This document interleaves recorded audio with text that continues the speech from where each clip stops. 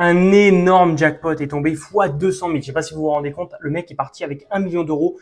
Il avait commencé la partie avec 5 euros seulement. On va se review ça, c'est énorme juste d'être tombé là-dessus. C'était un nitro, évidemment. C'est quasiment tout le temps des nitros. Mais donc du coup, on est parti pour cette review. On a pas mal que j'ai déjà joué, je crois, dans des vidéos. Donc Taiki me dit quelque chose, Nick Belaine aussi. Et l'autre aussi, je crois. Je crois que je les ai déjà tous joués quand je faisais les vidéos.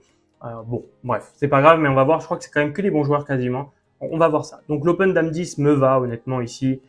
Shove doit pas être déconnant, mais je pense que comment l'Open est mieux. Là, le fold avec 6 et 4 est logique. Ok. Très bien. Ici, qu'est-ce qu'il avait? J'ai même pas eu le temps de voir. 3 et 7, bon, évidemment, c'est un fold. Dame Valet ici. Alors moi, j'ai une stratégie avec beaucoup d'Open ici. Donc j'aurais clairement Open. Après, là, je pense que tout peut être possible. Bon, le shove est vraiment le moins bien, c'est trop bourrin. Mais ouais, non, Open, je préfère quand même ici. Mais un limp call ou un limp shove est intéressant aussi. Ça dépend des profils, en fait. Ça dépend des infos que tu as sur ton adversaire. Ils doivent d'avoir des infos entre eux. En tout cas, le limp avec cette main-là, je trouve quand même assez cohérent. C'est pas horrible. L'ISO aussi. Bon, bah, j'ai vérifié. Hein, je voulais vérifier quand même en GTO, mais ça rejoint ce que je disais, en fait. Évidemment, préflop avec Dame Valet, eh ben, on peut soit limper, soit open. Hein. Évidemment, le shove, vraiment le moins bien, il est pas pris par la GTO. Donc ça, c'est vraiment mixé. Donc ça, c'est OK. Ça me surprend pas. Après, si tu commences contre un ISO, déjà un ISO il est censé être 3x, c'est vrai que j'ai pas précisé ça, mais son ISO est censé être 3x, mais bon ça c'est pas super grave. Et du coup, par contre après, évidemment c'est plus pour limp call si t'as limpé, mais ça, je vous avoue que limp shove se fait en GTO et je trouve qu'il est quand même assez intéressant. Les gens vont trop fold, pourquoi? Parce que en fait les gens le font qu'avec nuts d'habitude des limp shove, donc ça peut être intéressant aussi, mais c'est vrai que bon le limp call sur 1 million s'entend complètement. Donc ça me va, sauf le sizing, peut-être pas assez cher ici, mais sinon c'était relativement bien joué. Mais là j'ai vu un play quand même, je crois que je l'ai vu ce play en fait. Je viens d'y repenser quand j'ai regardé, parce que je regarde toujours s'ils sont intéressants. Là j'ai vu un truc, franchement ça me déplaît personnellement. Je vois le check qui est cohérent, le c-bet relativement cher. Alors bon, on pourra en débattre, mais je pense que c'est ok, c'est pas horrible. J'aurais fait un petit peu moins cher, j'aurais fait 30%, genre 1.5 aurait été très bien. Bon, 2.5, c'est pas non plus horrible, même si c'est pas foufou, parce que tu as vraiment ces bêtes beaucoup trop ce board, mais c'est pas grave. Et surtout que c'est pas un board que ton adversaire touche à fond. Alors évidemment, il peut le toucher un petit peu avec son 10. Le 10, c'est une carte qu'il a beaucoup dans sa range, mais des 5, il en a pas. Des rois, t'as tous les meilleurs, et puis tu les bloques, et puis il en a très peu quand même. Euh, je trouve que c'est pas le meilleur play, entre guillemets. Je trouve que c'est un peu cher, en fait, pour pas grand chose. Bon, évidemment, c'est un call ici, mais déjà, je trouve que sur un sizing share, on pourrait presque réfléchir à shove. Alors, ça va pas être GTO et tout, hein, on est d'accord, mais ça va être beaucoup plus simple à jouer parce que là, hors de position, ce coup-là va être vraiment impossible à jouer. Ça va être vraiment complexe et on va voir, il va faire des sacrées bêtises. La turn, donc ouais, ici, il mise 5 blindes. Honnêtement, moi, je trouve que de la part de Taiki, il n'a pas la cote pour payer. Alors, si, on pourrait se dire, il a la cote implicite. Déjà, Nick Belling ne va pas forcément tout mettre river. Franchement, c'est rien de sûr. Là-dessus, après, évidemment, si tu shoves, il a le droit, il va call, mais un 10, il va pas forcément le call si tu shoves river sur un as, sur un 9. Donc, c'est compliqué. Puis après, est-ce qu'il représente autre chose qu'un roi dans ce spot? Je suis pas sûr qu'il de barrel comme ça, un 10. Il faudrait vraiment qu'il ait as 10, tu vois. Ou une main vraiment très forte, tu vois. Mais donc, du coup, si c'est une main comme ça, bah, c'est une main qui bloque beaucoup les cartes que tu souhaites. Genre as 10, bah, ça bloque pas mal, tu vois. Donc, il va pas faire ça avec 10 et 9, point probable. Il va pas faire ça avec valet 10, ça m'étonnerait sur un 1 million. Avec dame 10, c'est possible, mais je suis pas sûr qu'il ISO vraiment 100% dame 10. Dame 10 suité, mais très peu probable aussi, tu vois. Donc, il a souvent un roi, souvent, quand il fait ça, quand même. On va pas se mentir, ou deux as, par exemple, mais des mains qui te crushent complètement. Donc je trouve que t'as pas la cote ici pour payer. Alors certes c'est limite, mais on est sur un 1 million et il va pas forcément tout mettre river. Si t'es sûr qu'il met tout river, le call peut s'entendre. Mais il faut deux conditions. Il faut être sûr qu'il mette tout river et il faut être sûr qu'il de temps en temps il ait un 10 aussi quand il le fait. Et là je pense qu'en vrai pas du tout. Pas sur un 1 million. Donc le call, bah voilà, il se commit river et il peut plus rien faire river. Le 2 de carreau tombe, bah évidemment il check et puis l'autre, j'ai pas compris honnêtement le check, hein, je vais pas vous mentir. Je comprends pas le check de Nick Belaine. J'aurais shove, hein, parce que là, il y a tous les 10 qui peuvent encore te call, des rois moins bons. Hein, il y a vraiment des rois 8, des rois 9 dans la range de Taiki, largement. Puis dans tous les cas, il te reste 6 blindes, tu vas lui faire call plein de mains, et même si de temps en temps tu te value cut, bah ça change pas grand chose, parce que plus souvent tu vas prendre de la value que tu vas te value cut, donc c'est pas super grave. J'aurais shove river à la place de Nick Belaine. C'était important, je pense.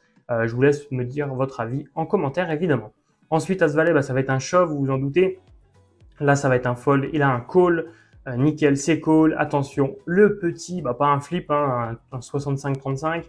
Et où directement, il touche son as. Attention, attention, un 5 peut vraiment tout casser. Et non, ça va, ça va. Pas de mauvaise surprise. Donc là, il revient quand même relativement à jeu, comme on le voit. Avec As-9, ici, c'est un shove, hein, sans discussion. Et là, j'ai vu un truc qui m'a surpris. Je peux le comprendre parce qu'il y a des paliers, mais on l'a déjà vu que c'était pas une bonne idée. Ici, de la part de Kirko Essa, c'est un call, c'est un snap call. Tu peux pas fold dame 9, roi dame suité, c'est impossible de fold ici. Pourtant, c'est ce qu'il a fait. Je trouve le fold terrible. On aurait pu faire un fold ICM si lui avait plus qu'une blinde, par exemple, tu vois, et qu'il était commit, on savait qu'il allait partir à tapis. Là, ça se comprenait. Là, dans ce spot, ici, rien ne nous dit que on va finir deuxième. Mais si on fold, genre, ça va rien assurer du tout. Donc, je trouve le fold vraiment très très mauvais ici. C'est une grosse erreur, je pense, qu'il a fait ici. Ensuite, on va passer au coup suivant parce qu'évidemment, avec Valet 9, il a fold. As-9 off, évidemment, c'est un all-in, ça fold et ça va fold assez logiquement. Les coups suivants, ça va peut-être fold jusqu'au bout. Ou là, ça va être un shove, 10 et 8. 10 et 8, c'est un shove, il le prend, c'est bien joué. Et ça fold avec 9 et 6, assez logiquement aussi. Ok, là on passe, et là ça va être un all-in. Nickel, c'est fait, c'est call. Ou avec roi 7 suité, il est bien. Attention, ou le valet est dur. Il fait mal, attention, il reste plus qu'un roi. Et non, pas de roi pour le sauver en plus, c'est terrible. C'est terrible là, ce coup-là. Mais bon, je pense que, entre guillemets, peut-être c'est tous des règles. Honnêtement, je crois que c'est tous des règles en 5 euros, donc pas des énormes règles, mais je pense que son call dame valet à la turn est vraiment une erreur. Il n'aurait pas dû le jouer comme ça. Moi, j'aurais presque shove pré-flop, au flop, pardon. Pourquoi j'aurais shove au flop ou j'aurais mis de l'agressivité pré-flop? Parce que si tu mets de l'agressivité, déjà, il va pas shove, à mon avis, son roi de valet off, ils vont pas le faire. Donc tu mets de l'agressivité, c'est toi qui contrôle le pot, c'est toi qui peux faire les sizing, t'acheter t'acheter la turn à chaque fois ou la river plus facilement, donc plus facile à maîtriser, tu peux le faire fold, etc. que tu joues en check call, c'est pas non plus idéal. Donc c'est pour ça que j'aurais fait ça, j'aurais open, première chose, beaucoup plus simple à jouer comme ça en basse limite. Et surtout, qu'est-ce que j'aurais fait d'autre? C'est que j'aurais peut-être shove directement au flop pour me simplifier la stratégie entre guillemets. Évidemment contre Saint-Malin, on serait pas tombé super bien, mais je pense que c'est mieux, tu fais moins d'erreurs en fait. Je préfère ça plutôt que ce qu'il a fait, parce que ce qu'il a fait lui fait faire de plus grosses erreurs que ce que je propose en fait comme stratégie. Je vous dis pas que c'est la meilleure stratégie, parce que je l'aurais pas joué comme ça, c'est des coups trop compliqués, mais une fois que j'arrive dans le spot là, au flop, je chauffe directement. Ensuite, on arrive en HU, du coup, avec un limp avec 7 et 5 off. Les 4 off pourraient être réfléchis à shove, je pense qu'on est un peu trop deep pour shove. Ok, le shove, j'aime bien quand même. J'aime bien quand même, bon bloqueur, difficile à jouer, ça se comprend. J'aurais peut-être fait un tout petit peu moins deep, genre peut-être 7 deep. Mais en vrai, j'aime bien. J'aime beaucoup quand même son play ici. J'aime bien. Je trouve que ça fait du sens. Si As-9, ça va être un shove, très bien. C'est nickel, ça fold évidemment. 2 et 4, ça va être un limp. Dame 6, presque la même raison. Je pourrais presque shove. Honnêtement, là, je préfère check. On n'a pas une dame presque trop forte. Tu vois, on préfère le faire avec dame 2, dame 3, par exemple. Il check, j'aime bien. Très bon play. Ici, tu vas check et tu peux pas assez bête avec ton 2 et 4 ici sur ce board-là. Il y a trop de tirages. Ah non, j'aime pas trop.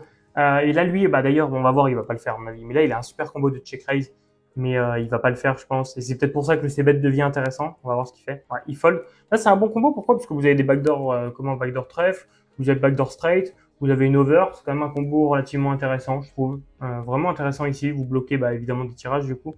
Très intéressant. Je pense que c'était un bon play ici de prendre un raise. Je l'aurais fait, honnêtement. J'aurais fait un petit sizing 2.5 ou un truc comme ça, mais j'aurais raise ici. Ici, c'est un fold avec une 8 et 3 assez logiquement. Et là, on arrive sur une main très intéressante. Pourquoi? Parce que c'est l'une des dernières avec Roi 10, il fait tapis et call avec 7-7. Vous vous rendez compte? C'est un énorme flip pour 1 million d'euros alors qu'il joue un 5 euros. Le flop est beau pour Kirko et ça. Attention, la turn est terrible pour lui. Waouh, il va en faire des cauchemars, c'est sûr. Et la river ne le sauvera pas. Vous voyez, c'est terrible. Bien joué avec Nick Belaine qui a pris du coup 1 million d'euros. 800 000 euros, c'est juste énorme. GG à lui, ça fait plaisir que des mecs aussi en 5 euros en touche. Que ce soit pas toujours les mecs en 500 euros, même si évidemment il y a plus de probabilités, mais ça fait absolument plaisir et j'espère aussi que vous avez kiffé cette vidéo. Voilà. J'ai pris beaucoup de plaisir à la faire, comme l'ancienne, comment j'ai bien transpiré pour vous la faire, mais j'ai vraiment pris beaucoup de plaisir. Donc si vous avez pris aussi du plaisir, n'hésitez pas à mettre un petit like, ça me soutient, ça aide au référencement, ça fait ultra plaisir, tout comme l'abonnement, n'hésitez pas. Et pour ceux qui veulent, dans la description, première ligne de la description, il y a une formation gratuite qui change régulièrement, donc n'hésitez pas à aller la voir. Moi, de mon côté, je vous dis à la prochaine. Ciao, ciao, merci les gars.